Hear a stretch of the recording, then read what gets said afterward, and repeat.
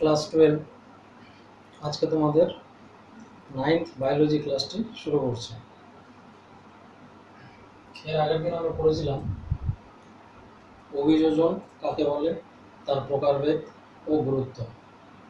তো এর আগের দিনে ভিডিওটাতে মোটামুটি দুটো অভিযোজন যে ছিল, শেষের দুটো বলছি আরেকবার।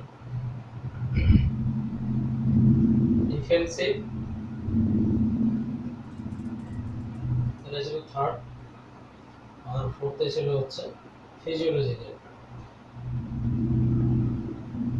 এই জায়গায় ভিডিওটা একটু ল্যাগ হয়ে গিয়েছিল, যার জন্য ওটা স্কিপ হয়ে গেছে। আজকে আর একটু বলে দিচ্ছি। এটা ডিফেন্সিভের ক্ষেত্রে মানে রক্ষণাত্মক অভিযোজন, যেহেতু ওই দুটো মানে ঠিকঠাক বলা হয়নি, সেই জন্য আরেকবার বলে দিচ্ছি। এটাকে বলেছিলাম আমরা হচ্ছে রক্ষণাত্মক অভিযোজন, আর এটা বলেছিলাম শারীরবৃত্তীয়।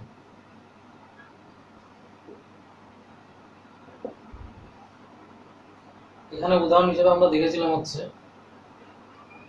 অ্যারাইজিমা নামক কচু গাছ, আর শারীরবৃত্তীয় ক্ষেত্রে উদাহরণ হিসেবে আমরা দেখেছিলাম হচ্ছে খনি মনুষ্য।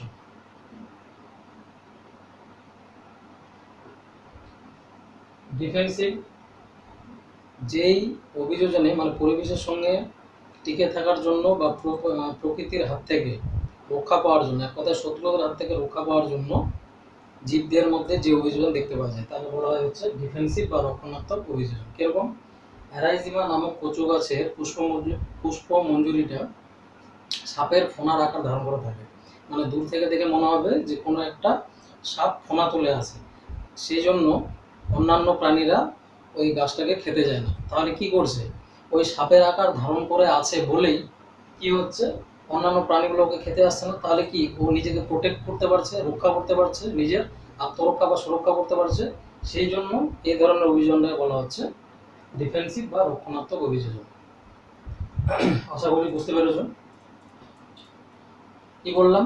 যে দূর থেকে দেখে মনে হবে যে একটা সাপ ফোনা তুলে আসে, তাহলে যে কেউ ভয় পেয়ে যাবে, যে কোনো প্রাণী ওটাকে আর খেতে যায় না। তাহলে এইভাবে ওরা যেহেতু নিজেকে প্রোটেক্ট করছে, রক্ষা করছে, সেই জন্য এটাকে বলা হচ্ছে রক্ষণাত্মক অভিযোজন।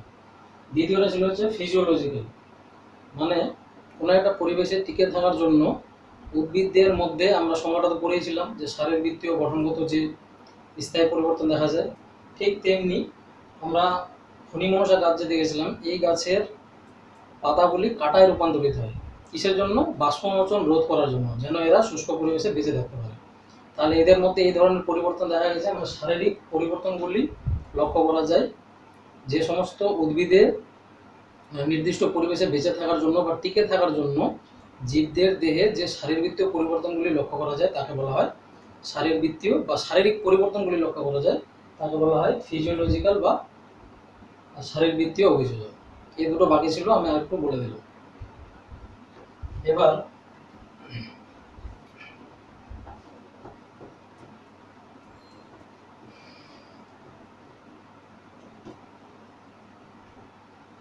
আরেকজন প্রশ্ন করেছিল যে পপুলেশন কি একই প্রকার জীবগোষ্ঠীর সমষ্টিকে বলবো? অ্যান্সারটা বলি, ঠিকই আছে, ওটাই হবে অ্যান্সার। একই প্রকার জীবগোষ্ঠীর সমষ্টি যারা নিজেদের মধ্যে প্রজনন সম্পন্ন করতে পারে তাদেরকে বলা হচ্ছে পপুলেশন। আরেকবার বলছি, যদি আমি অ্যান্সারটা মেসেজে দিয়েছি, কি বললাম? একই প্রকার প্রজাতি যারা নিজেদের মধ্যে কি করতে পারবে, প্রজনন সম্পন্ন করতে পারবে, তাদেরকে বলবো হচ্ছে, তাদের সমষ্টিকে বলবো হচ্ছে পপুলেশন। আশা করি দ্বিতীয় অ্যান্সারটা দিতে পারলাম। এবার আজকে আমরা পরবর্তী পড়াটা পড়ব, উদ্ভিদের অভিযোজন। প্রথমে আসি হচ্ছে উদ্ভিদের অভিযোজন তিনটা পড়ব, এটা মনে রাখবো হচ্ছে জলজ দিয়ে। একটা হচ্ছে জাঙ্গল উদ্ভিদের অভিযোজন বা জেরোফাইট, দ্বিতীয়টা হচ্ছে লবণাম্ব উদ্ভিদের অভিযোজন, আর তৃতীয়টা হচ্ছে জলজ উদ্ভিদের অভিযোজন। ঠিক আছে, তো আজকে শুধুমাত্র জাঙ্গল উদ্ভিদটা আমরা পড়ব। আর এর আগে যেগুলো পড়া হয়েছে, একজন আমাকে কোশ্চেন করেছো যে স্যার শর্ট ফর্মগুলো একটু বলে দিলে ভালো হয়। তো ক্লাসের শেষে আমি সবগুলো শর্ট ফর্মগুলো বলে দিব যেগুলো আগে পড়া হয়েছে আমাদের। ঠিক আছে, একটু মনোযোগ সহকারে শুনবে সবাই। তাহলে প্রথমে আসি হচ্ছে এই জাঙ্গল উদ্ভিদ পড়ার আগে একটা জিনিস ছোট করে জেনে নিই, নেক্সট দিন আমরা বাকিগুলো পড়ব।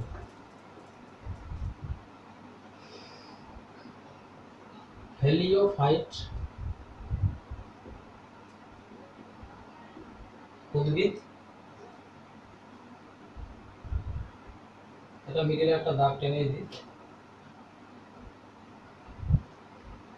আর সিওফাইট উদ্ভিদ।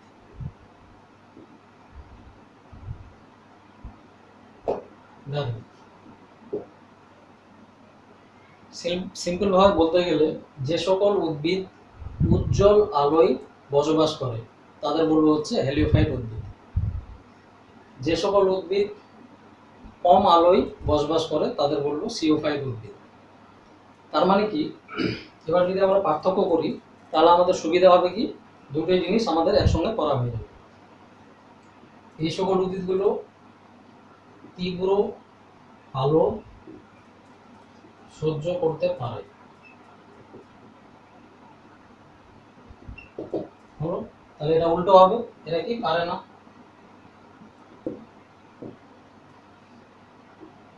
এরা তীব্র আলোয় এদের বৃদ্ধিটা বেশি হয়। তীব্র আলোয় এই সকল উদ্ভিদের বৃদ্ধির হার, পুরোটা লিখছে না, তীব্র আলোয় বৃদ্ধির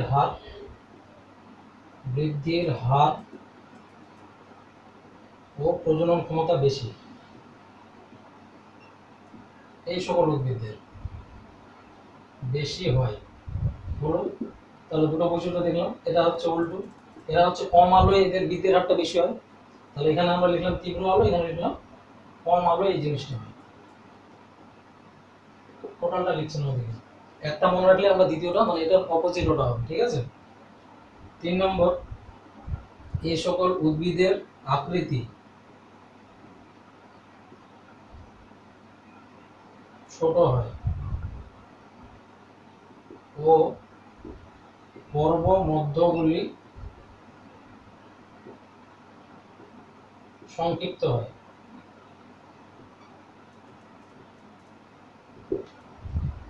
তাহলে উদ্ভিদের আকৃতি ছোট হয় ও পর্ব মধ্যগুলি সংক্ষিপ্ত হয়, তাহলে এখানে কি হবে উল্টোটা, আকৃতি বড় হয়, টোটালটা লিখছে না, বড় ও পর্ব মধ্যগুলি দীর্ঘ হয়। 3টা গেল। চতুর্থ,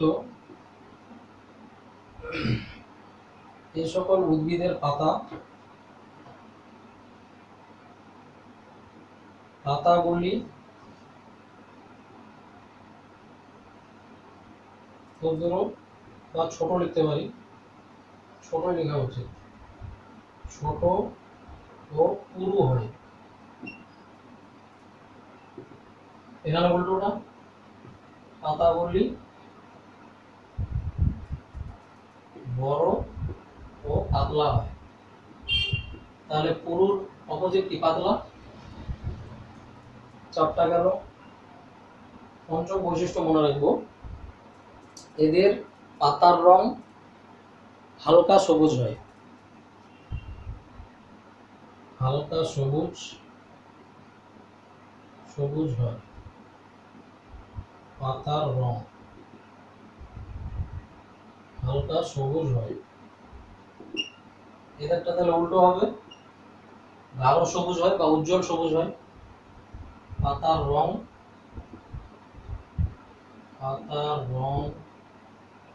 উজ্জ্বল সবুজ বর্ণের বা উজ্জ্বল সবুজ হয়। তাহলে কটা গেল, 5টা গেল।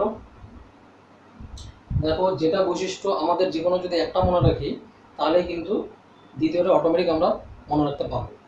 প্রথমটা কি বললাম, এরা তীব্র আলো সহ্য করতে পারে, এরা পারে না। এদের তীব্র আলোয় বৃদ্ধির হার ও প্রজনন ক্ষমতা বেশি, এদেরটা কম, মানে এদের কম আলোয় ওই জিনিসটা ঘটে। বা উল্টো দিক দিয়ে লিখতে পারো, এদের তীব্র আলোয় বৃদ্ধির হারটা কম।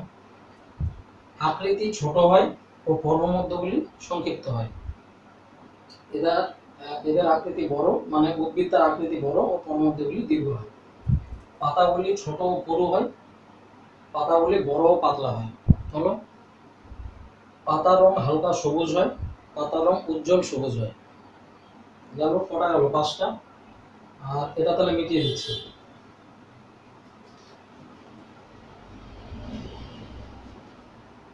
এবার যেহেতু এরা উজ্জ্বল আলো সহ্য করতে পারে বা হচ্ছে তীব্র আলো সহ্য করতে পারে, ও 5টা হয়েছে। 6 নম্বর লিখছি, পত্ররন্ধ্র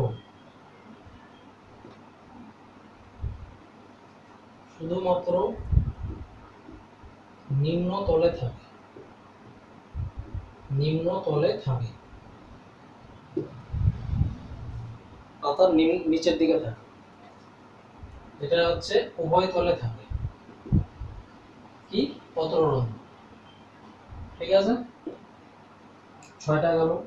7 নম্বর, এই সকল উদ্ভিদের মূলতন্ত্র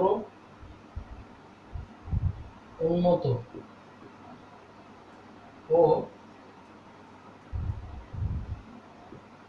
ফুল ও ফল সমৃদ্ধ।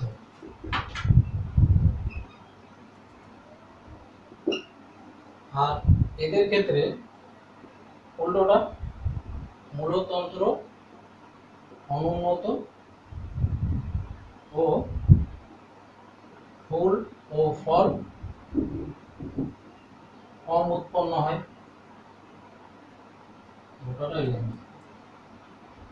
7টা হয়ে গেল। তোমাদের সাধারণত 2 মার্কের বা 3 মার্কের আসে যে সিওফাইট উদ্ভিদ কাকে বলে, দুটি উদাহরণ দাও, বা দুটি বৈশিষ্ট্য বলো, একটি উদাহরণ দাও, এরকম কিছু একটা আছে। হয়তো 2 মার্কের আসতে পারে কিংবা 3 মার্কের। আমরা 6টা বা 7টা উদাহরণ, বৈশিষ্ট্য মনে রাখবো, আর একটা বা দুটো উদাহরণ মনে রাখবো। এখানে উদাহরণ মনে রাখবো হচ্ছে গোলাপ, সূর্যমুখী, আর এটার উদাহরণ মনে রাখবো মস, ফার্ন, তৃণ বা ঘাস জাতীয় উদ্ভিদ, ঘাস জাতীয় উদ্ভিদ। ঠিক আছে, তাহলে দেখো 8টা করে আমাদের হয়ে গেল। যদি 5 মার্কেরও আসে তোমরা এইভাবে লিখলে পুরো 5 পেয়ে যাবে। যাই হোক, কথাটা হচ্ছে আমাদের শুধু মনে রাখতে হবে, সেই জন্য আমি একটার সঙ্গে আরেকটা অপোজিটলি লিখলাম যেন তোমাদের বুঝতে সুবিধা হয়। তাহলে এটার ক্ষেত্রে কি বললাম, পত্ররন্ধ্র শুধুমাত্র নিম্নতলে থাকে, এটার ক্ষেত্রে উভয়তলে থাকে। এদের মূলতন্ত্র উন্নত ও ফুল ও ফল সমৃদ্ধ হয়, এদেরটা অনুন্নত আর ফুল ও ফল কম উৎপন্ন হয়। উদাহরণ আমরা দেখলাম, একটা বা দুটো উদাহরণ মনে রাখলেই হবে। ঠিক আছে, তাহলে আমরা জানলাম হচ্ছে হেলিওফাইট বা সিওফাইট উদ্ভিদ। এবার তোমাদের এই নামে নাও আসতে পারে। হেলিওফাইট উদ্ভিদের আরেকটা নাম আছে হচ্ছে, এটা আমাদের 8টা হয়ে গেছে, এটা মিটিয়ে দিচ্ছি।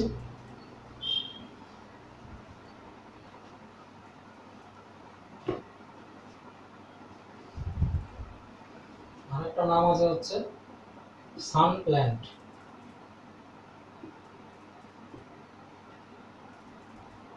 বা উজ্জ্বল আলোক অভিযোজিত উদ্ভিদ।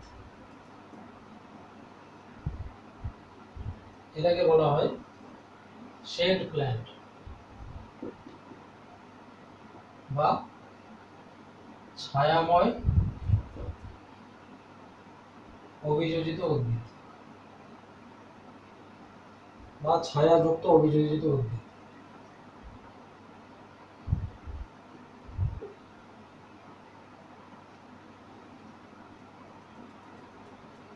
উজ্জ্বল আলোক বা কম আলোক অভিযোজিত উদ্ভিদ ওখানে বলা যেতে পারে। ঠিক আছে, কম আলোক বা ছায়াযুক্ত অভিযোজিত উদ্ভিদ, কম আলোক বা ছায়াযুক্ত অভিযোজিত উদ্ভিদ বা শেড প্ল্যান্ট বা সিওফাইট। এখানে হেলিওফাইট বা সানপ্ল্যান্ট বা উজ্জ্বল আলোক অভিযোজিত উদ্ভিদ। তো তোমাদের ডিরেক্ট হেলিওফাইট বা সিওফাইট নাও আসতে পারে, এটা নামেও আসতে পারে। যে সানপ্ল্যান্ট আর সেট প্ল্যান্টের পার্থক্য লিখবে। না আসতে পারে উজ্জ্বল আলোক অভিযোজিত উদ্ভিদ কাদের বলে, এদের কয়েকটি বৈশিষ্ট্য ও উদাহরণ লিখব 3 মার্কের জন্য। তাহলে আমাদের এটা এরপরে আমরা মানে কোয়েশ্চেনে আসলে পারবো। আশা করি সবাই বুঝতে পেরেছি।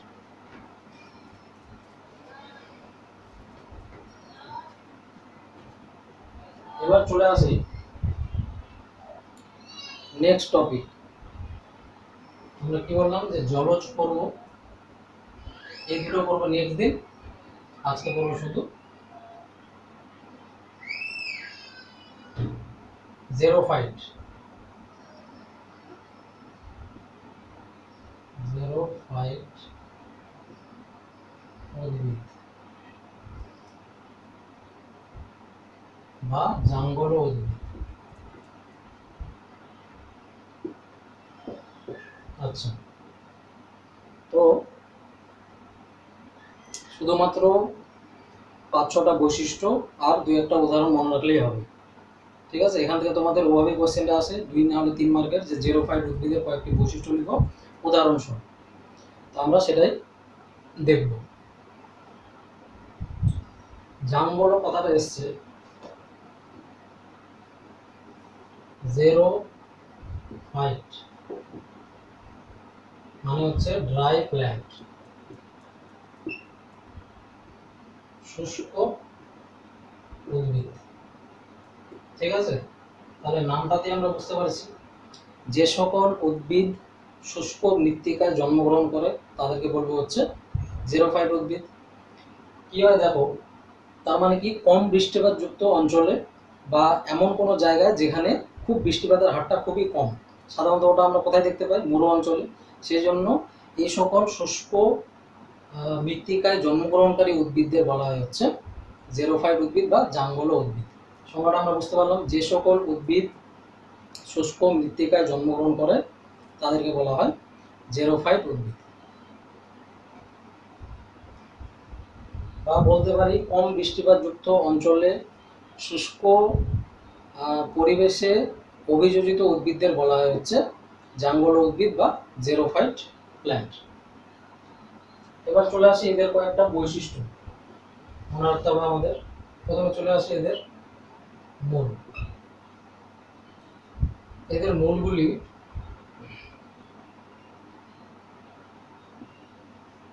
দীর্ঘ ও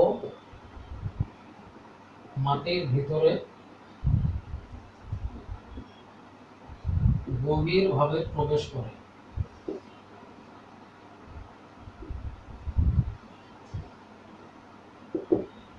কারণ যেহেতু বৃষ্টিপাতের হার কম, সেই জন্য গভীরভাবে মূলটা প্রবেশ করে যেন জলটাকে শোষণ করতে পারে।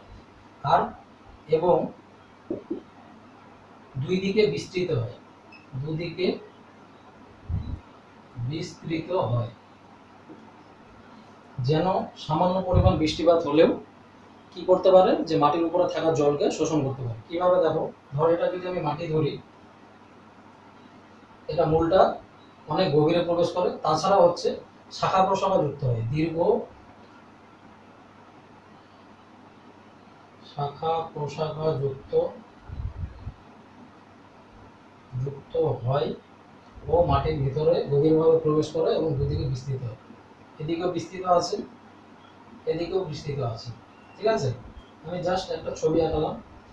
এবার এখানে যদি হালকা মাটির উপর মানে কোনো বৃষ্টিপাত হয়, হালকা এক পরিমাণ জল জমে থাকবে, এই জলগুলি থেকে যেন এরা নিজেদের কাজে লাগাতে পারে, মূলের মাধ্যমে এই জলটা যেন শোষণ করতে পারে, সেই জন্য এরা দুদিকে মূলটা এদের বিস্তৃত হয় এবং গভীরভাবে প্রবেশ করে থাকে।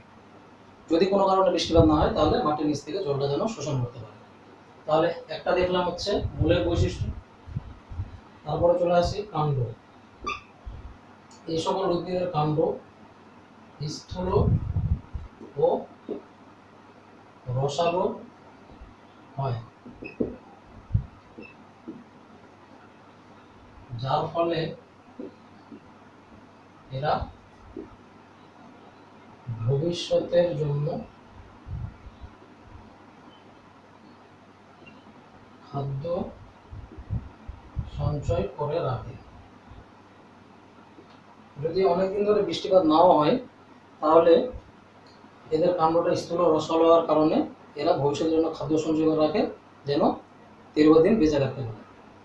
তারপরে চলে আসি পাতায়। এদের পাতাগুলি কাঁটায় পরিণত হয় বা রূপান্তরিত হয়। তাহলে কি নেব? পাতাগুলি কাঁটায় রূপান্তরিত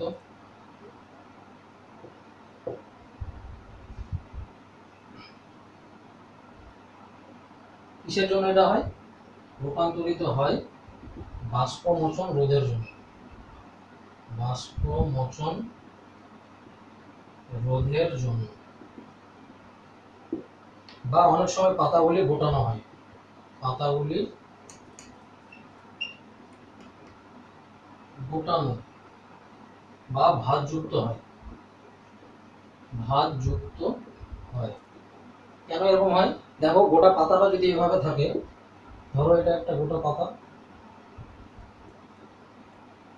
তাহলে কি হবে? এর ক্ষেত্রফলটা বেশি, ফলে এখান থেকে বেশি পরিমাণে বাষ্পমোচন হবে। তাহলে ওদের দেহে যদি জল না থাকে তাহলে ওরা ঠিকঠাকভাবে বাঁচতে পারবে না। সেই জন্য পাতাগুলো মোড়ানো হয় বা ভাঁজযুক্ত হয়। বা অনেক সময় কাঁটায় রূপান্তরিত হয়, যার জন্য বাষ্পমোচনের হারটা অনেক কমে যায়, ক্ষেত্রফলটা কম হওয়ার কারণে। তাহলে কি হলো? পাতাগুলি কাঁটায় রূপান্তরিত হয়, আর বাষ্পমোচন রোধের জন্য এটা হচ্ছে। আর পাতাগুলো অনেক সময় গোটানো বা ভাঁজযুক্ত হয়। তাছাড়াও এদের পাতা ও কাণ্ডের মধ্যে এই যে বৈশিষ্ট্যগুলো দেখলাম তিনটা, এছাড়া আমরা কিছু বৈশিষ্ট্য দেখি, সেটা আমরা লিখছি। তাহলে এই তিনটা আলাদা করে আমরা দেখলাম, ঠিক আছে? তোমাদের যদি পরীক্ষা আসে তোমরাও এইভাবে তিনটা আগে লিখবে, তাছাড়াও লিখবে আর কি কি দেখতে পাই, সেগুলো আমরা একটা দুটো পয়েন্ট করে লিখব। তাহলে তোমাদের অনেকটা বড় হবে অ্যান্সারটা। তাছাড়াও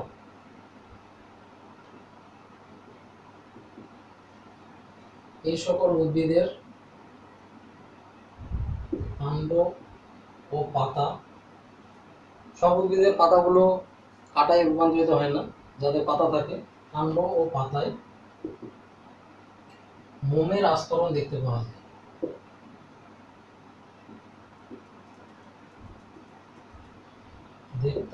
যায়। এই মোমের আস্তরণ থাকার জন্য কিন্তু বাষ্পমোচনের হারটা কমে যায়। ঠিক আছে? স্পষ্ট বুঝতে পারছি সেটা, যে কিসের জন্য এটা হচ্ছে? বাষ্পমোচনটা রোধ করার জন্য, যেন ওদের দেহ থেকে জলটা বেশি পরিমাণে পরিবেশে বেরিয়ে না যায় বা বাইরে বেরিয়ে না যায়। সেই জন্য রোধ করার জন্য ওদের দেহে মোমের আস্তরণটা দেখা যায়। অ্যাকচুয়ালি এরকম অভিযোগ না হলে ওরা তো টিকতে পারবে না, সেই জন্য এরকম ওদের দেহে এরকম বৈশিষ্ট্য লক্ষ্য করা যায়। দ্বিতীয় হচ্ছে, এরা কাষ্ঠল, গুল্ম ও বিরুৎ প্রকৃতির হয়।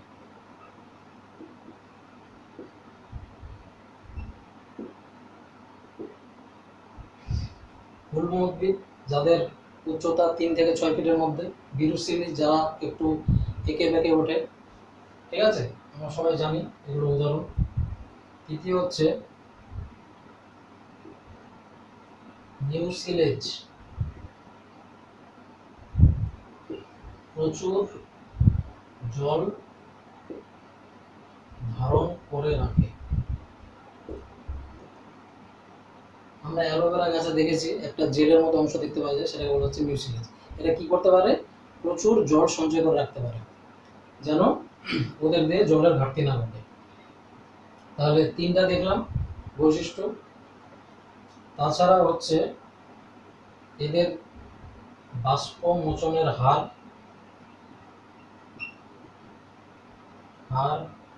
খুব কম হয়। 4টা হলো। 5 নম্বর হচ্ছে এরা বহু বর্ষজীবী।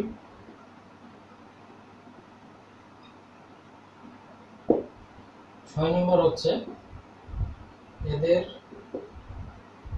বৃদ্ধির হার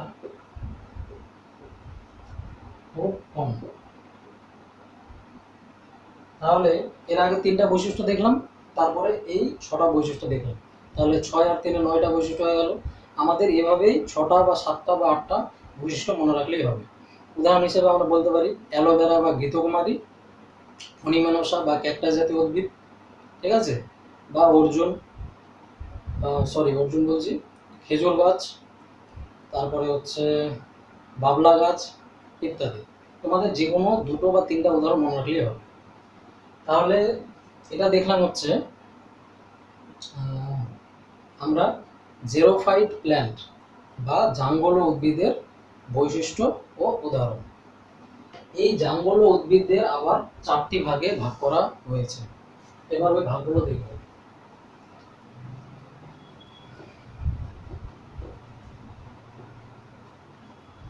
এই জাঙ্গল উদ্ভিদদের কটি ভাগে ভাগ করা হয়েছে? 4 ভাগে।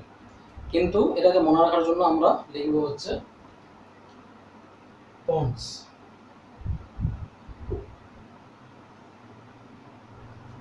ঠিক আছে, পন্সের কোটা আবার ভাবিয়ে না, ঠিক আছে। পন্স প থেকে লিখব হচ্ছে খরা পরিহারী,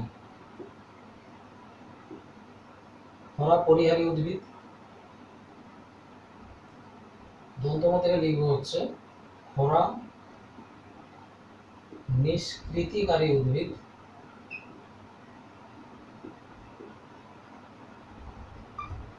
ঠিক আছে, আর দন্ত স থেকে লিখব হচ্ছে খরা সহনশীল উদ্ভিদ। দেখো খরা কেন বলছে, কারণ যদি কোনো সময় দেখবে কোনো একটা জায়গাতে যদি বৃষ্টিপাত না হয়, খুব কম হয়, জলাশয় মাঠঘাট সব যদি শুকিয়ে যায়, তখন সেটাকে আমরা খরা বলি। সাধারণত বৃষ্টিপাত না হলে তখন এটা হয়, আর এটা হয় হচ্ছে গ্রীষ্মকালে। সেই জন্য এখানে এই উদ্ভিদদেরকে মানে খরা বলা হচ্ছে আর কি, মানে খরার প্রকৃতি অনুযায়ী এদেরকে 4টা ভাগে ভাগ করা হচ্ছে। একটা হচ্ছে খরা পরিহারী, একটা হচ্ছে খরা নিষ্কৃতিকারী, একটা হচ্ছে খরা সহনশীল। দেখো আমাদের প্রত্যেকটার 2টো করে উদাহরণ মনে রাখতে হবে, আর লাস্ট যেটা আছে ওটা আবার প দিয়ে আছে। খরা প্রতিহতকারী, প্রতিহতকারী উদ্ভিদ। খরা পরিহারী কোনটাকে বলছে? যে সকল উদ্ভিদ কি করে, মানে ফাঁকি দেয়। কোনটাকে? গ্রীষ্মকালকে ফাঁকি দেয়। মানে গ্রীষ্মকাল আসার আগেই উদ্ভিদরা তাদের জীবনচক্র সম্পন্ন করে নেয়। ঠিক আছে, সেই সকল উদ্ভিদের বলা হচ্ছে খরা পরিহারী। মানে হচ্ছে যে সকল উদ্ভিদ ফাঁকি দেওয়াকে বলা হয় পরিহারী। কাকে ফাঁকি দিচ্ছে? মানে গ্রীষ্মকাল আসার আগেই সে নিজের জীবনচক্র সম্পন্ন করে নিচ্ছে, তাকে বলা হচ্ছে খরা পরিহারী। এক কথায় ফাঁকি দিয়ে দেয়, ফাঁকি দেয়। এরকম 2টি উদ্ভিদের উদাহরণ আমরা মনে রাখবো। এস দিয়ে সোলানাম, এটা মনে রাখবো কি সীতা দিয়ে। ঠিক আছে, এস ই, সাধারণত সীতা বানান এস আই টি এ হয়, এখানে হচ্ছে সি এস ই, এখানে হবে টি এ। আগে উদাহরণগুলো মনে রাখি। সোলানাম,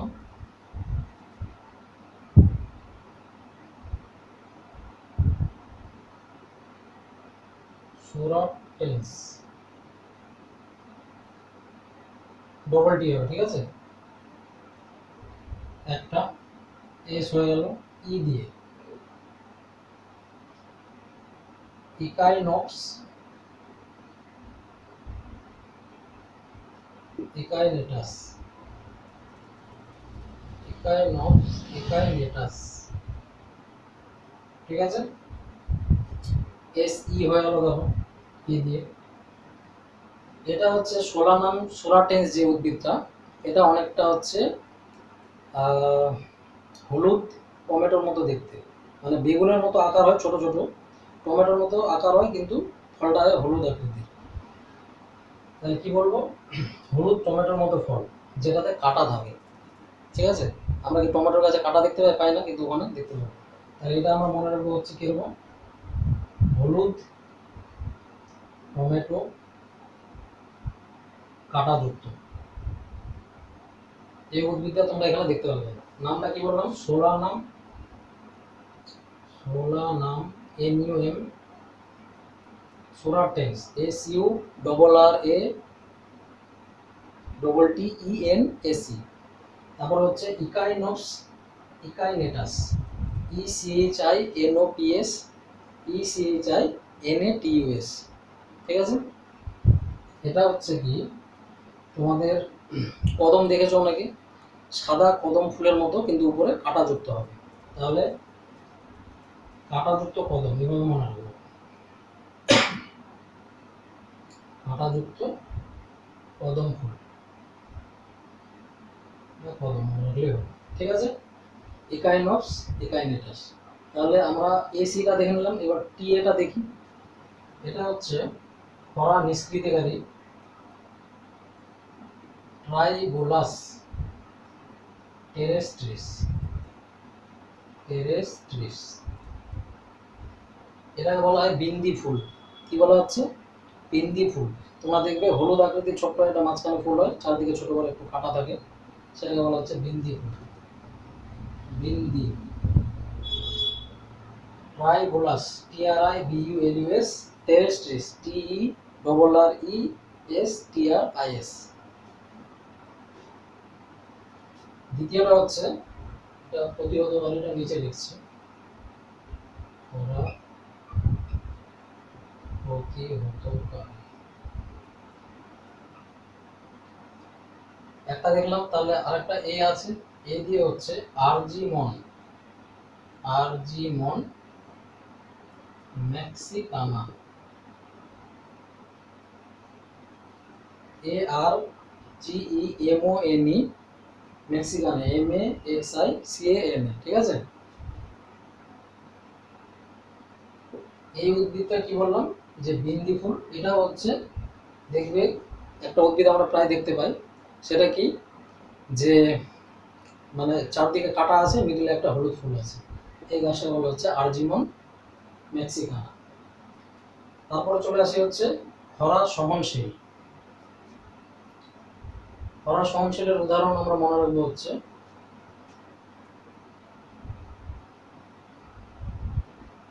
বাবলা খেজুর। ঠিক আছে, আগে উদাহরণগুলো দেখে নিলাম। তারপর হচ্ছে খরা প্রতিহতকারী। খরা প্রতিহতকারী এটার উদাহরণ দেখবো হচ্ছে অ্যালোভেরা বা ঘৃতকুমারী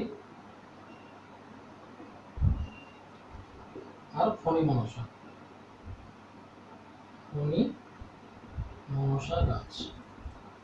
তাহলে দেখো তো প্রত্যেকটার ক্ষেত্রে, আওয়াজটাকে ল্যাগ হচ্ছে না, প্রত্যেকটার ক্ষেত্রে আমরা দেখতে পেলাম দুটো বড় উদাহরণ। একটাতে দেখলাম, তোমাদের যদি এই যে সুরাটেন্স, একাইনেটাস, টেরেস্ট্রি সেটা মনে না থাকে তাহলে এসপি দিলেও চলবে, কিন্তু আমি বলবো মনে রাখতে, কারণ অনেক সময় তোমাদের আসে কি যে খরা নিষ্কৃতিকারী উদ্ভিদের একটি বা দুটি উদাহরণ 2 মার্কের, তাহলে আমরা যদি ওই জায়গায় মিস্টেক করে দিই বা মনে না রাখি তাহলে আমাদেরই লস হবে।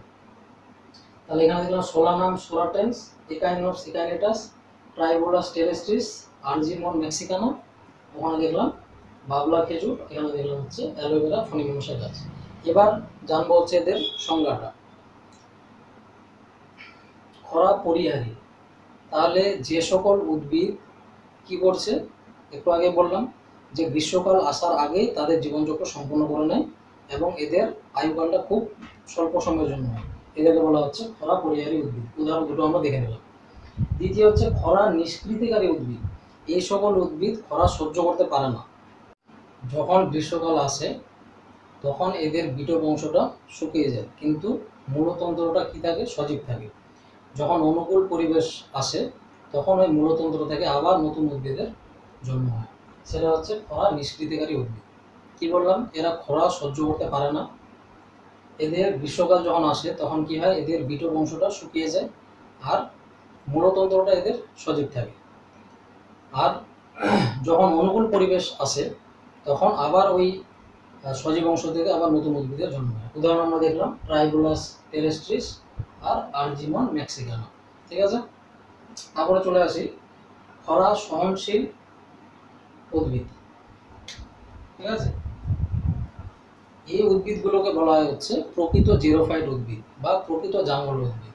এই উদ্ভিদগুলোকে কি বলা হচ্ছে, প্রকৃত জাঙ্গল উদ্ভিদ, কারণ এরা তীব্র জলাভাব সহ্য করতে পারে, 1 নম্বর। তৃতীয় হচ্ছে এদের কাণ্ডটা শুকিয়ে গেলেও, পাতা ঝরে গেলেও এদের উদ্ভিদটা কিন্তু মরে যায় না। তাহলে এদের সম্পূর্ণ জীবনচক্রটা এই খরার মধ্যে দিয়ে সম্পন্ন হয় বলে এই সকল উদ্ভিদের বলা হচ্ছে খরা সহনশীল উদ্ভিদ বা প্রকৃত জাঙ্গল উদ্ভিদ। উদাহরণ কি? বাবলা আর খেজুর। তোমাদের এটাও আসতে পারে যে প্রকৃত জাঙ্গল উদ্ভিদ কাদের বলা হয়। আমরা এখানে 4টা শ্রেণীবিভাগ দেখলাম, কিন্তু 4টার মধ্যে কোনটাকে বুঝি সেটা আমরা দেখলাম যে খরা সহনশীল উদ্ভিদদের। তাদের 2টি উদাহরণ দাও, তাহলে আমরা উদাহরণ পারবো। ঠিক আছে, তারপরে চলে আসি খরা প্রতিহতকারী উদ্ভিদ। যে সকল উদ্ভিদ জল সঞ্চয়ী কোষ ও মিউসিলেজ দ্বারা প্রচুর পরিমাণে জল সংরক্ষণ করে রাখে এবং খরাকে প্রতিহত করে। তার মানে কি? প্রচুর পরিমাণে জল ওরা নিজেদের মধ্যে সঞ্চয় করে রাখছে, বেশি পরিমাণে বাষ্পমোচন হতে দিচ্ছে না, ফলে এরা খরাটাকে সহ্য করতে পারে বা আটকাতে পারে বা প্রতিহত করতে পারে। সেই জন্য এটা বলা হচ্ছে খরা প্রতিহতকারী উদ্ভিদ। উদাহরণ ফণিমনসা আর অ্যালোভেরা গাছ, যেটা আমরা বাংলা ঘৃতকুমারী নামে জানি। তাহলে এই 4টা ছিল তোমাদের প্রকারভেদ। মনে রাখবো আমরা পঞ্চ দিয়ে, পরে একটা ক আর একটা আছে, সেটা হচ্ছে খরা প্রতিহতকারী উদ্ভিদ। ঠিক আছে, তাহলে আজকে আমরা কি কি পড়লাম সেটা একটু সামারাইজ করে নিই।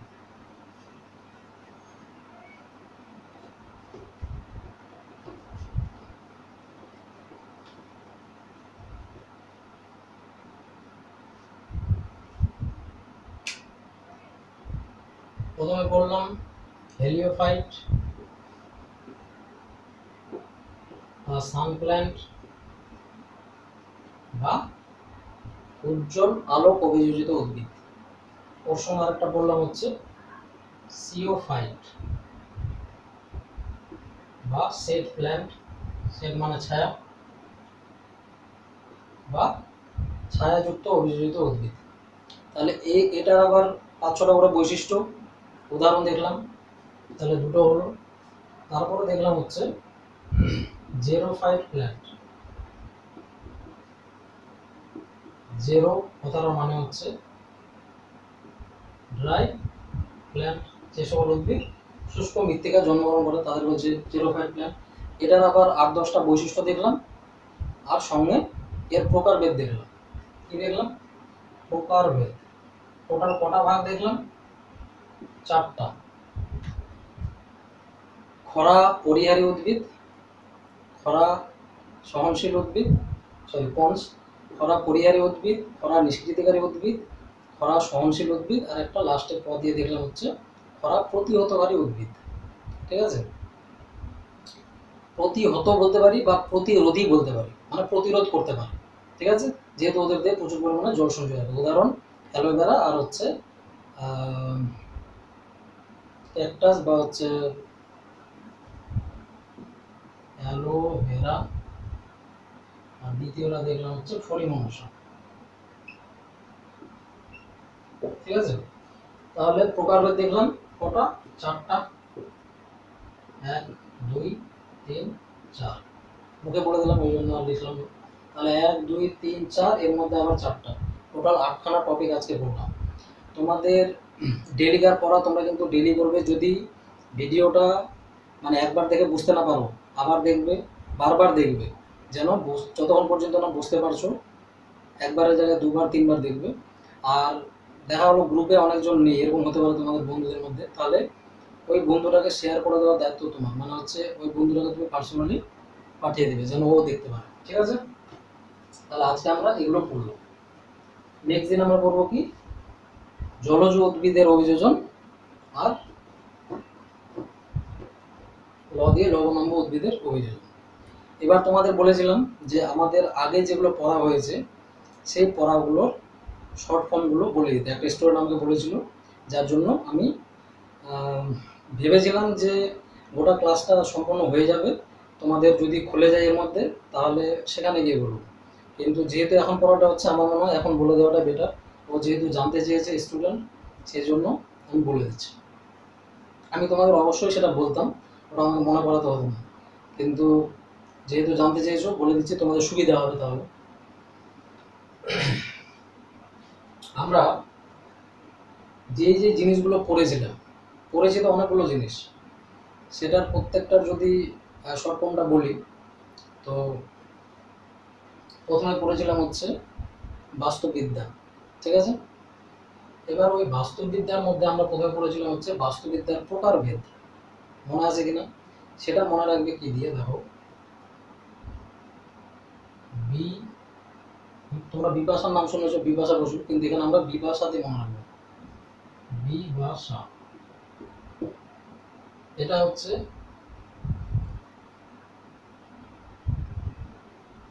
বিন্যাস বা বিধি অনুসারে, বিন্যাস বিধি অনুসারে শ্রেণী বিভাগ কার, বাস্তুবিদ্যার। এটা দিয়েছিলাম বয়াকার, এটা দিয়ে বাসস্থান অনুসারে, বাসস্থান অনুসারে, সাংগঠনিক স্তর অনুসারে, সাংগঠনিক, সাংগঠনিক স্তর অনুসারে। তাহলে এটাকে মনে রাখার জন্য আবার আমাদের মনে রাখতে হবে, অনেকে শুনতে হাসি লাগলো আমরা বাতাসা খাই, এখানে আমরা বাতাসা দিয়ে মনে রাখবো।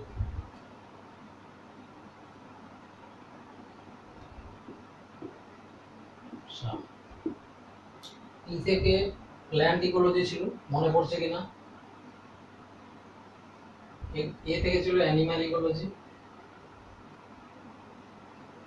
আচ্ছা, এই টি থেকে ছিল টেরেস্ট্রিয়াল ইকোলজি, এটাতে ছিল অ্যাকোয়াটিক ইকোলজি, ঠিক আছে। সাংগঠনিক স্তর অনুসারে শ্রেণী বিভাগ দেখেছিলাম আমরা হচ্ছে বাস্তুবিদ্যা, সেটাও দুই প্রকার ছিল। এস এ, এস থেকে ছিল সিন ইকোলজি, এ থেকে ছিল autecology. Synecology, autecology. আমরা সংজ্ঞায় যাব না, যেহেতু এর আগে আমাদের ক্লাসগুলো হয়ে গেছে, ঠিক আছে। শুধু বলে দিই, কারণ অনেকগুলো আছে, নাহলে অনেক বড় হয়ে যাবে। আগের ক্লাসগুলো দেখে নেবে, তাহলে বুঝতে পারবে। তাহলে এটা আমরা দেখেছিলাম হচ্ছে বাস্তুবিদ্যার যে প্রকারভেদ দেখেছিলাম, সেই প্রথম দিনে আর কি ক্লাসটা কথা বলছি, সংজ্ঞার পরে প্রকারভেদ দেখেছিলাম, সেই প্রকারভেদটা কীভাবে মনে রাখবো, বিভাষা দিয়ে আর ওদিকে হচ্ছে বাতাসা দিয়ে বা বাতাসা, ঠিক আছে। তাহলে তোমাদের মনে থাকবে। এবার চলে আসি হচ্ছে, তারপরে পড়েছিলাম যে অন্যান্য প্রকারভেদ, কি পড়েছিলাম, অন্যান্য প্রকারভেদ কার, বাস্তুবিদ্যার, মানে অন্যান্য শাখা। তাহলে এই শাখাগুলো যখন পড়েছিলাম তখন কিন্তু দেখবে, মানে আমি মনে রাখার জন্য কি বলছি, স্পেস লিখে রাখবে, ওই জায়গাটার পাশে লিখে রাখবে, তাহলে তোমাদের সুবিধা হবে। বইয়ের পাশে যদি লিখে রাখো তাহলে যখন পড়বে তখন তোমাদের আরো ক্লিয়ার হয়ে যাবে, সহজ হয়ে যাবে ব্যাপারটা। এস থেকে সিস্টেম ইকোলজি পড়েছিলাম, বারবার ইকোলজিটা লিখবো না, ঠিক আছে।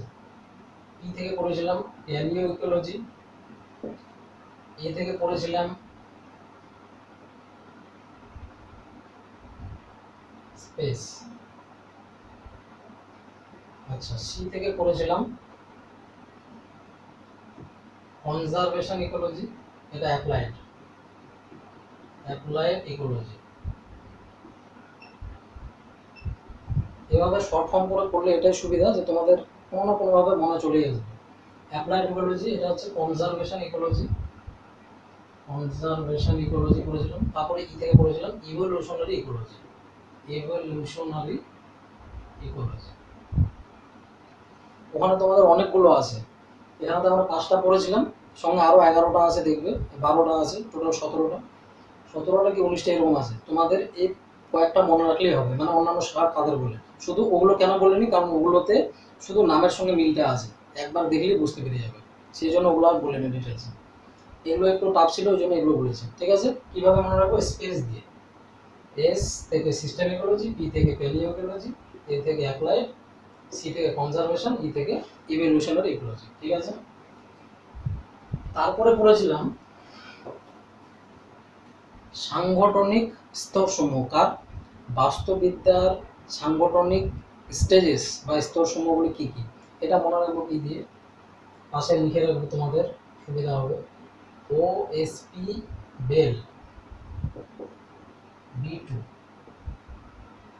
ঠিক আছে। ও থেকে পড়েছিলাম, আমি পরপর লিখছি, অর্গানিজম, তোমাদের 8টা যে ভাগ ছিল পরপর স্টেপ, ওই স্টেপগুলো প্রত্যেকটার নাম হয়। অর্গানিজম, এস থেকে ছিল হচ্ছে স্পেসিস,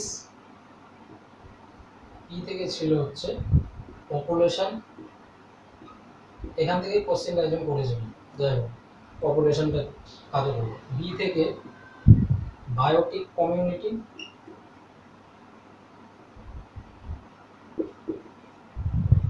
ই থেকে ইকোসিস্টেম, এল থেকে ল্যান্ডস্কেপ, এই বি থেকে এটা ছোটা গেল। 7 নম্বর হচ্ছে বায়োম, 8 নম্বর হচ্ছে বায়োস্ফিয়ার রিজার্ভ। যারা আগের ক্লাসগুলো করেছো তারা বুঝতে পারবে, আর যারা পড়োনি বা দেখোনি আগের ভিডিওগুলো দেখবে তাহলে বুঝতে পেরে যাবে যে আমি কিসের কথা বলছি। ঠিক আছে, তোমাদের বইয়ে দেখবে 3rd পেজে আছে যে বাস্তুবিদ্যার সাংগঠনিক স্টেজের সমূহ বা স্তর সমূহগুলি কী কী। আমরা এই 8টা ভাগ করেছিলাম, 8টা স্টেজ দেখেছিলাম। এই 8টা স্টেজ আমি লিখে দিলাম, এটা এইভাবে মনে রাখবে, বক্স করে দেবে, তোমাদের সুবিধা হবে। ঠিক আছে, ওএসপি বেল বি2 হলো। আচ্ছা, এবার চলে আসি, তারপরে চলে আসি হচ্ছে বায়ুমণ্ডলের স্তর সমূহ পড়েছিলাম। তো ওখানে আমরা প্রথমে লিখেছিলাম হচ্ছে ট্রোপোস্ফিয়ার,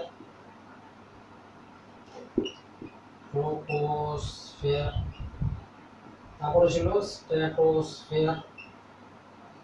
ঠিক আছে, তো এই দুটো তো আমরা ছোটবেলা থেকে পড়ে আসছি, জানি ভালো করে, এই দুটো আমাদের মনে রাখতে হবে না। ওর উপরের দুটো মনে রাখার জন্য আমি মনে রাখবো হচ্ছে MIEM, মিম। এম থেকে ছিল হচ্ছে মেসোস্ফিয়ার, আই থেকে ছিল হচ্ছে আয়োনোস্ফিয়ার, ই থেকে ছিল এক্সোস্ফিয়ার, এম থেকে ছিল ম্যাগনেটোস্ফিয়ার। ঠিক আছে, তাহলে দেখো 6টা স্তর হলো, 1 2 3 4 5 6। তাহলে যেহেতু এই দুটো স্তর খুবই সোজা, আমরা বারবার পড়েছি ছোটবেলা থেকে, আমাদের মনে রাখার কোনো দরকার নেই। ট্রোপোস্ফিয়ার তারপরে স্ট্র্যাটোস্ফিয়ার হয়, এই দুটো আমরা জানি। উপরের 4টা শুধু আমরা মনে রাখবো, কি দিয়ে? মিম দিয়ে, MIM বা মিম। এখানে মেসোস্ফিয়ার হলো, আয়োনোস্ফিয়ার হলো, এক্সোস্ফিয়ার হলো, ম্যাগনেটোস্ফিয়ার হলো। হলো, মিললো? ঠিক আছে, তাহলে এইভাবে তোমরা মনে রাখবে, শুধু এটা লিখে রাখবে। আচ্ছা, তারপরে পড়েছিলাম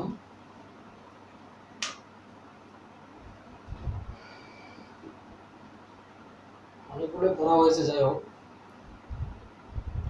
সম্ভবত। ও হ্যাঁ, তারপরে পড়েছিলাম হচ্ছে নিচ। এই নিচটা মনে রাখবে হচ্ছে ফ্রেশ দিয়ে, কিন্তু এখানে ই দিব না। ঠিক আছে, FRSH, ফ্রেশ টি।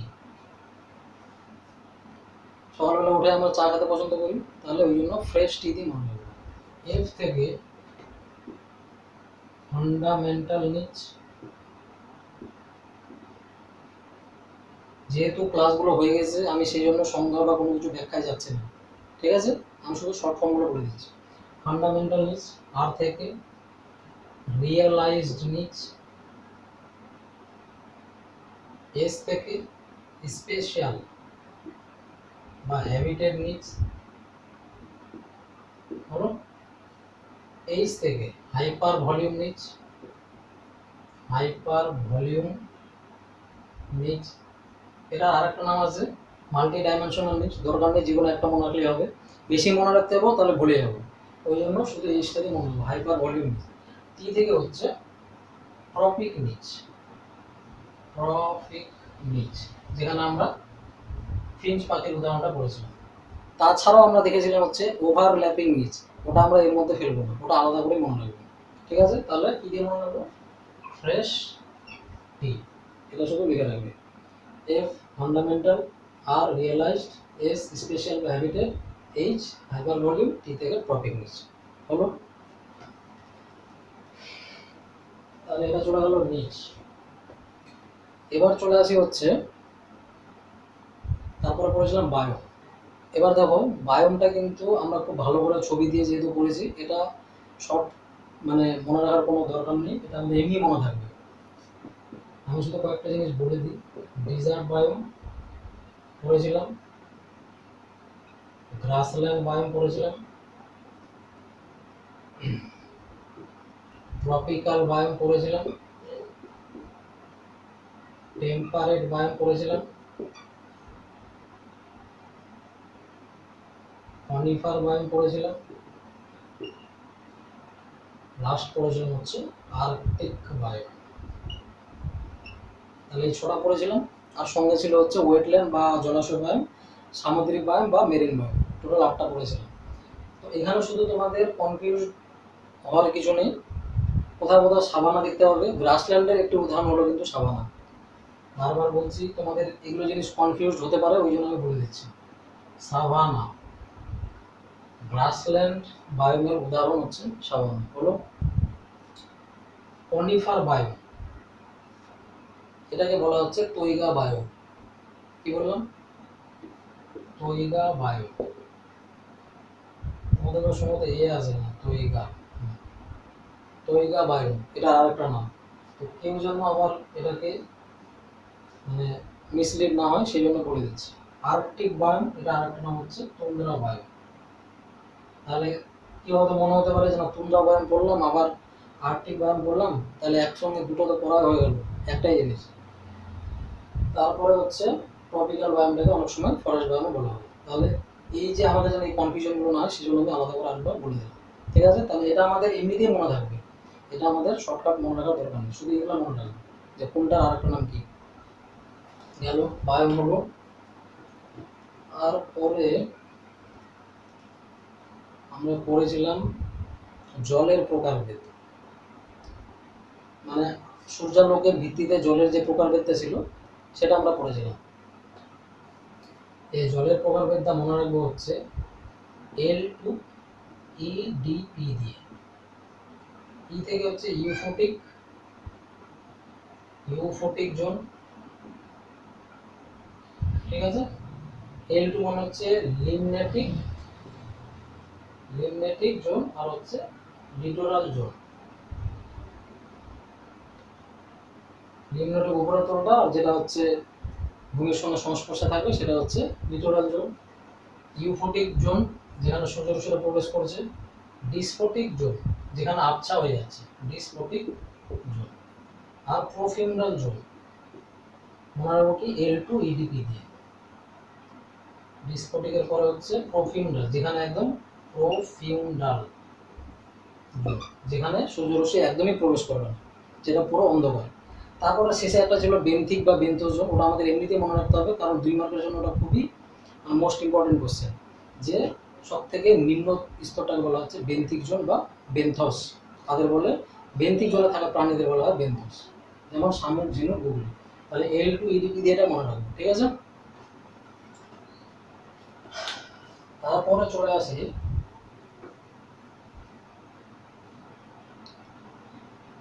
তারপরে মাটির প্রকারভেদ পড়েছে। মাটির প্রকারভেদে আমাদের মনে রাখতে হবে হচ্ছে, ভাষার কিছু নেই, যেভাবে আমাদের মনে রাখতে হবে। ধরো 5টা বলদ, তো ওটাকে আমরা বলবো 5-এর বলদ, এটা দিয়ে মনে রাখবো। ক থেকে পলিমাটি, এখানে একটা আ আছে বা এ আছে, এঁটেল মাটি। চ আছে চুনা মাটি। ক আছে কাকর মাটি। ব আছে দিকে দিকে। চা হলো 5, টোটাল 7টা ভাগ দেখেছিলাম। 5 নম্বর হচ্ছে বালি মাটি। ল থেকে হচ্ছে লবণাক্ত মাটি। দ থেকে দোআঁশ মাটি। হলো 7টা। তাছাড়া আরো 3টা দেখেছিলাম, লাল মাটি, কালো মাটি আর হিউমাস মৃত্তিকা। তো এই 7টা আমরা মনে রাখবো কি দিয়ে? কয়েক পরে এখানে একটা আছে দেখো, ওই যে এঁটেল মাটি, চ থেকে চুনা মাটি, ক থেকে কাপড় মাটি, বালি মাটি, লবণাক্ত মাটি, দোআঁশ মাটি। মনে রাখবো কি দিয়ে? 5-এর বর্গ দিয়ে। ঠিক আছে, তারপরে চলে আসি, পড়েছিলাম হচ্ছে সয়েল প্রোফাইল। এখানে কিন্তু তোমাদের মানে মনে রাখার কিছু নেই, আমরা পরপর কি জানি? এবিসি, খুব ভালো কথা, এবিসি হয়ে গেল। শেষে একটা উপরে ও দিয়ে দিব, নিচে একটা আর দিয়ে দিব, হয়ে গেল। হলো, এই কটাই তো জোন দেখেছিলাম। আর এ আর বি এর মিডিলে একটা ই দিয়ে দিব। ওটা যদি মানে মনে থাকে তাও ভালো, না মনে থাকলে কোনো ব্যাপার নেই। হয়ে গেল সয়েল প্রোফাইলের স্তরগুলোর নাম। আমরা কি জানি যে লেটার যখন দেখি অ্যালফাবেটিক্যালি পরপর এ বি সি ডি এভাবে থাকে, তো তাহলে এখানে আমি পরপর এ বি সি 3টা দিয়ে দিব, নিচে একটা আর দিয়ে দিব, উপরে একটা ও দিয়ে দিব, হয়ে গেল কমপ্লিট। আর এটা এ আর বি এর মিডিলে ই থাকবে, ব্যাস হয়ে গেল টোটাল 6টা স্তর সয়েল প্রোফাইলের। ঠিক আছে, তারপরে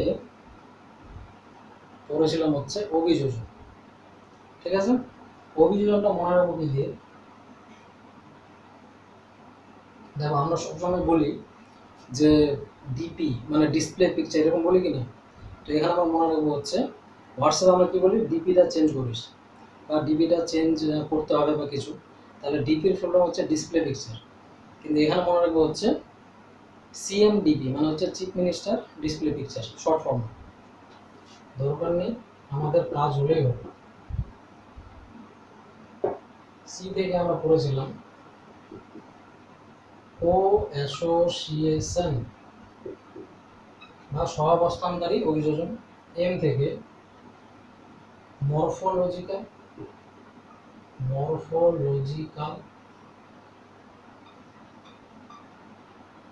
অ্যাডাপ্টেশন।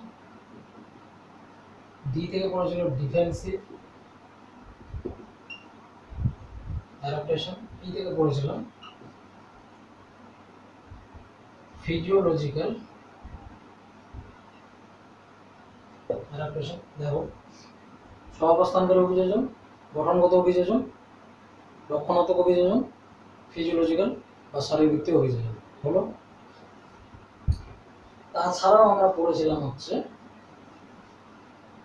অন্য 3টা, এটা মনে রাখবো হচ্ছে মগধ দিয়ে। কি দিয়ে? মগধ। শুধু এখানে মিডিলে একটা অ ঢুকিয়ে দিব। ম থেকে মুখ্য ও গৌণ অভিযোজন হয়ে গেল মর্গ। অ থেকে অপসারী ও অভিসারী অভিযোজন একসঙ্গে যেহেতু আছে, দ থেকে দ্বি অভিযোজন।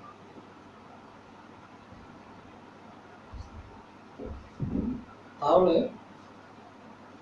দেখো তো মিলল। এর আগে আমরা এগুলো পড়েছিলাম। সিএমডিপি 4টা ভাগ, এখানে মগধ দিয়ে 1টা 2টো 3টা 4টা 5টা, টোটাল 9টা পড়েছিলাম। তারপরে পড়েছিলাম হচ্ছে গুরুত্ব। তারপরে আজকে আমরা পড়লাম হচ্ছে, আজকেরটা তো বলেই দিলাম সিওফাইট আর হেলিওফাইট যা যা পড়েছি। আর মনে রাখবো ওটা পঞ্চ দিয়ে। আজকেরটা তো বলেই দিয়েছি। আর পরে একটা প হবে, খরা পরিহারী, খরা নিষ্কৃতকারী, খরা সহনশীল আর খরা প্রতিহতকারী হয়ে গেছে আজকেরটা। আর আমরা কি বললাম যে পড়বো কি? জলজ। আজকে ভৌতজটা হলো মানে জাঙ্গল উদ্ভিদের বৈশিষ্ট্য হলো, উদাহরণ দেখলাম। নেক্সট দিন আমরা লবণাম্য উদ্ভিদের আর জলজ উদ্ভিদের পড়াটা পড়ব। তাহলে তোমাদের এর আগে যতগুলো ক্লাস হয়েছে সবগুলো ক্লাসের শর্ট ফর্মগুলো আমরা বলে দিলাম, আমি বলে দিলাম। তোমরা সেভাবে পাশে ছোট্ট করে লিখে রাখবে যেন তোমাদের বুঝতে আর পড়তে সুবিধা হয়। ঠিক আছে, নেক্সট দিন থেকে যদি কোনো শর্ট ফর্ম থেকে থাকে তাহলে আমি অবশ্যই বলে দেবো, তোমাদের ওটা নিয়ে চিন্তা করতে হবে না, ক্লাসের সময় ওটা বলে দেবো। সবাই ভালো করে পড়া করবে। আর কেউ কেউ বলেছো যে বই কেননি, এটা আমি দেখলাম মেসেজে, তো আমি চেষ্টা করব বইটা পিডিএফ আকারে দেওয়ার বা হচ্ছে ছবি তুলে দেওয়ার। যেটাতে সুবিধা হবে আমি সেটা দিয়ে দেবো। কিন্তু এই যে খাটনি বা পরিশ্রমটা হচ্ছে, তোমাদের মধ্যেও যেন এই পরিশ্রমটা আমি দেখতে পাই। অবশ্যই তোমরা ডেলিকার পড়া ডেলি করবে, আর পড়াটাকে ফেলে রাখবে না। যদি বুঝতে অসুবিধা হয় একটা ভিডিও বারবার দেখবে, আর কোনো কারণবশত দেখা হলো যে বুঝতে তবুও অসুবিধা হচ্ছে, তো আমি পিডিএফ বা কোনো কিছু দিয়ে দেবো ছবি, ওখান থেকে তোমরা বুঝে নেবে, আর তারপরে আমাকে ফোন বা মেসেজ করতে পারো। ঠিক আছে, সবাই ভালো থেকো। তাহলে আজকে এতটুকুই থাক, নেক্সট দিন আমরা বাকি পড়াটা আলোচনা করবো। আজকে কী কী আলোচনা হলো সব তো ডিটেলস বললাম, নেক্সট দিন আমরা বাকিটা বলবো। ঠিক আছে, ভালো থেকো সবাই।